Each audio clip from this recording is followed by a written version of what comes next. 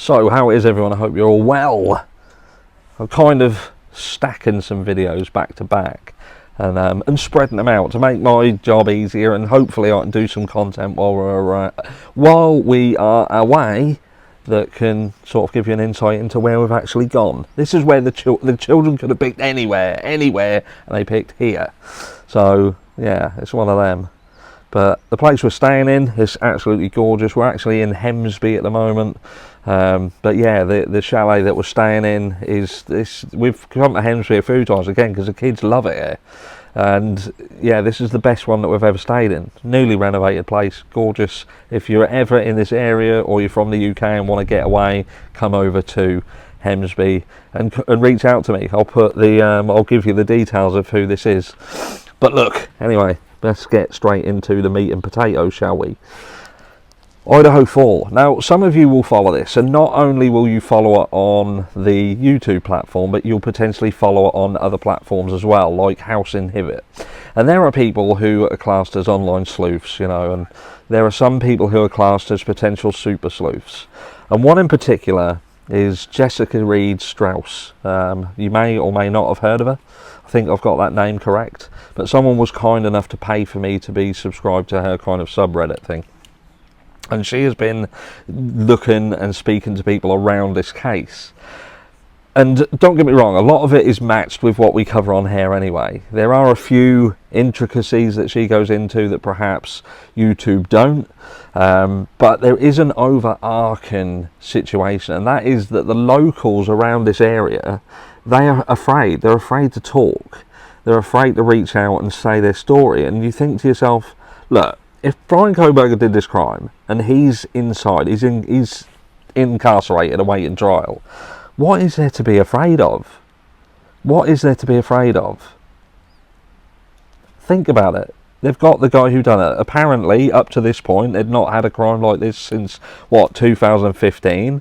So it's not like this is a...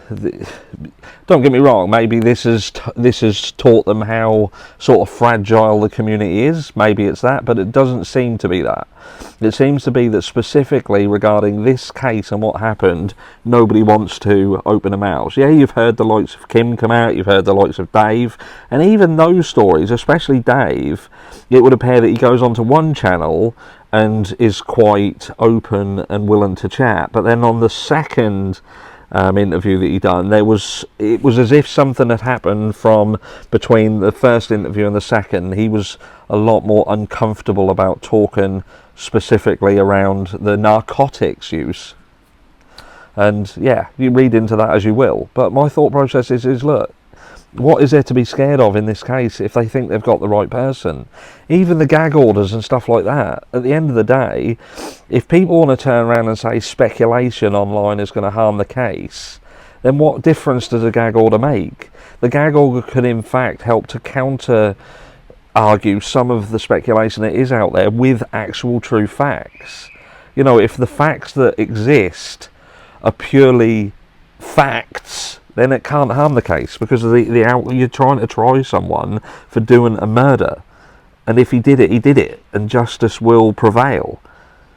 And another thing that they're talking about is with regards to the house, and the house being knocked down. I don't understand it. I do not understand why they want that house so quickly to be knocked down. Apparently it's going to happen any time now. There was other speculation that it weren't going to be, and they put a portal cabin outside for security, but no, it looks like it's going ahead. Looks like it's going ahead. They want to get it knocked down and out of the way, and they say it's to help people grow and to stop people coming into the area to look at it. And I say to myself, if you've got someone in prison and they did the crime, then, you know, what is there to be scared? I just don't get it. I just don't get it. You'd want to keep this crime scene preserved, so in the event that they need it to help to prove that he did it, it's there. Unless you are hiding something that it contains, unless that could potentially reveal something that you don't want revealing, makes no sense to knock it down.